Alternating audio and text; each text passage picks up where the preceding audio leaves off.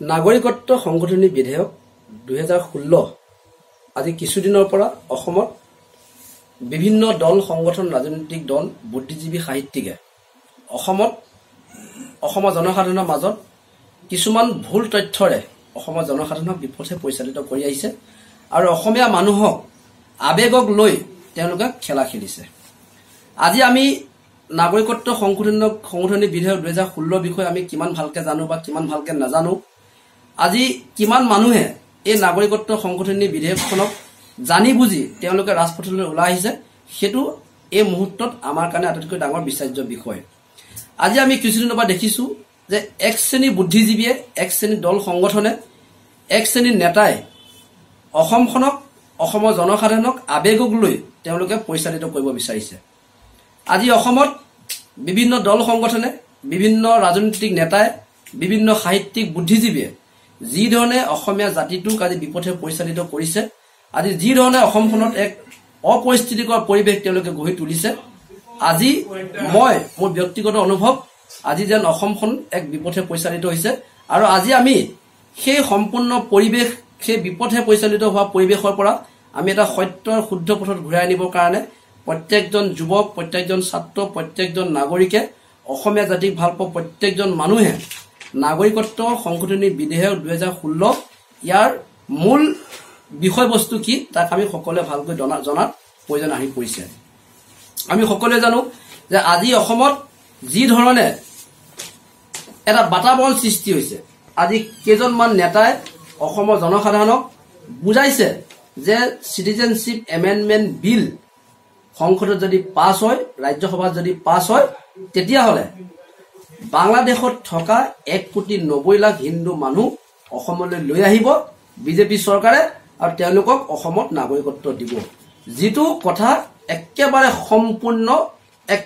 সম্পূৰ্ণ মিছা কথা। আৰু সেই মিছাৰ আশ্ৰয় লৈ পেলাই আজি অখিল গগৈয়ে হওক, আজি হীৰেণ গোহাঁয়ে হওক বা আজি অসমৰ প্ৰাক্তন মুখ্যমন্ত্ৰী প্ৰফুল্ল কুমাৰ মহন্তই হওক, তেওঁলোকে অসমীয়া মানুহৰ মাজত, অসমৰ জনসাধাৰণৰ মাজত এটা ভুল তেওঁলোকে মেছেজ দি পেলাই এই গোটেই আন্দোলনটো অসমীয়া মানুহক উচতাই পেলাই তেওঁলোকে কেৱল ৰাজনৈতিক মুনাফা আদায় কৰিবলৈ তেওঁলোকে কাম কৰিছে। আজি আমি সম্পূৰ্ণভাৱে ইয়াক আমি বিৰোধ কৰিছো আৰু আজি আমি এই চিটিজেনশ্বিপ এমেণ্ডমেণ্ট বিলখনক 2016 যিখন বিল আজি পাৰ্লিয়ামেণ্টত যিখন গৃহীত হৈছে, ৰাজ্যসভাত যিখন গৃহীত হ'ব, তাক আমি সম্পূৰ্ণৰূপে সমৰ্থন কৰিছো।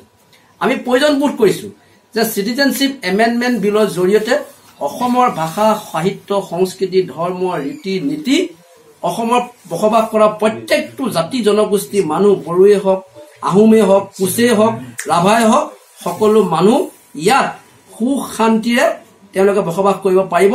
তেওঁলোকৰ জীৱনৰ প্ৰতি, তেওঁলোকৰ অস্তিত্বৰ প্ৰতি কোনো দিন কেতিয়াও ভাবুকি সৃষ্টি নহয়। আচলতে নাগৰিকত্ব সংশোধনী বিধেয়ক 2016 আছে কি? আমি এই মুহূৰ্তত সেই কথাটো জনোৱা আটাইতকৈ ডাঙৰ দৰকাৰ।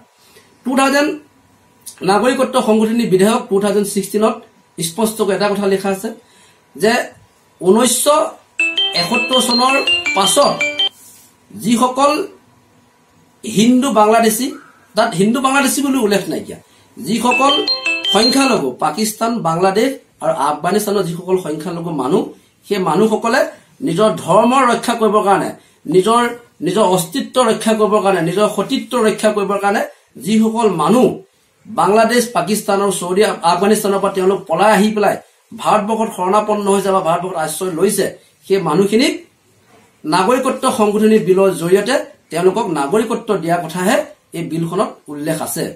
এই বিলখন যদি আমি চাওঁ তেতিয়াহ'লে গম পাম যে ইণ্ডিয়ান চিটিজেনশ্বিপ এক্ট 1955 তাত কি কোৱা আছিলে? তাত স্পষ্টকৈ কোৱা আছে যে আফগানিস্তান, পাকিস্তান আৰু বাংলাদেশত থকা যিসকল সংখ্যালঘু মানুহ আছে, তাত কিন্তু হিন্দু বুলি ক'তো নাইকিয়া। যিসকল সংখ্যালঘু মানুহ আছে, সেই মানুহসকলে নিজৰ ধৰ্ম বচাবৰ কাৰণে, নিজৰ অস্তিত্ব বচাবৰ কাৰণে, নিজৰ জীৱন বচাবৰ কাৰণে, নিজৰ সতীত্ব বচাবৰ কাৰণে যদি কেতিয়াবা পাকিস্তান, বাংলাদেশ আৰু আফগানিস্তানৰ পৰা ভাৰতবৰ্ষলৈ পলাই আহে, তেওঁলোকক ভাৰতৰ নাগৰিকত্ব দিয়া হ'ব। এই কথাটো তাত স্পষ্টকৈ লিখা আছিলে।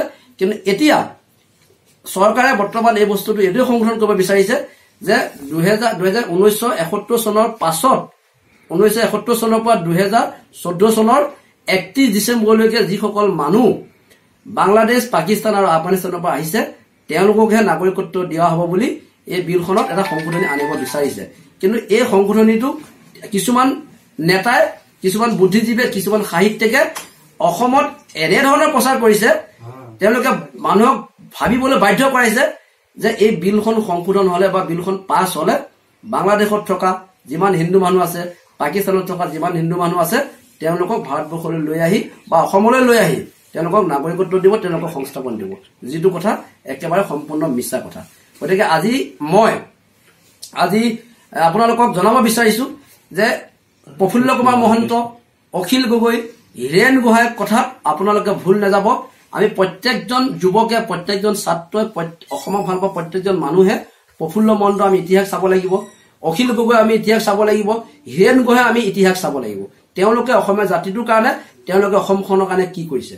আজি যদি আমি প্ৰফুল্ল মহন্তৰ কথা কওঁ তেতিয়াহ'লে আমি দেখিম যে যিজন ব্যক্তিয়ে 855 জন মানুহৰ শ্বহীদৰ বিনিময়ত 1951 চনৰ পৰা তেওঁ 20 বছৰ পিছুৱাই পেলাই 1971 চন কৰিলে বিদেশী চিনাক্তকৰণৰ ভিত্তিবৰ্ষ। তাৰোপৰি তেওঁ যেতিয়া অসমৰ মুখ্যমন্ত্ৰী 10 বছৰ কাল তেওঁ যেতিয়া অসমৰ মুখ্যমন্ত্ৰী আছিল, সেই মুখ্যমন্ত্ৰী সময়ছোৱাত তেওঁ অসমৰ পৰা এজনো বিদেশী নেখেদিলে বা এজনো বিদেশী তেওঁ দেখা নাপালে। তাৰোপৰি তেওঁ NRC উন্নীতকৰণৰ কাম নকৰিলে।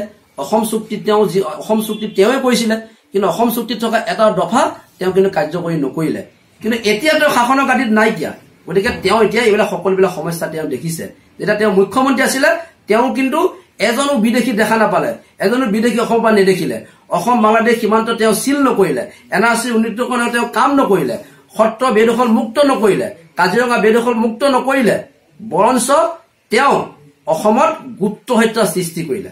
সেইজন প্ৰফুল্ল মহন্তই আজি অসমৰ জনসাধাৰণক দিনে ৰাতিয়ে কৈ আছে যে বিজেপি চৰকাৰে যদি এই নাগৰিকত্ব সংশোধনী বিধেয়কখন গৃহীত কৰে তেতিয়াহ'লে বাংলাদেশত থকা 1,90,00,000 হিন্দু মানুহ অসমলৈ আনি তেওঁলোকক নাগৰিকত্ব দিব, তেওঁলোকক সংস্থাপন দিব।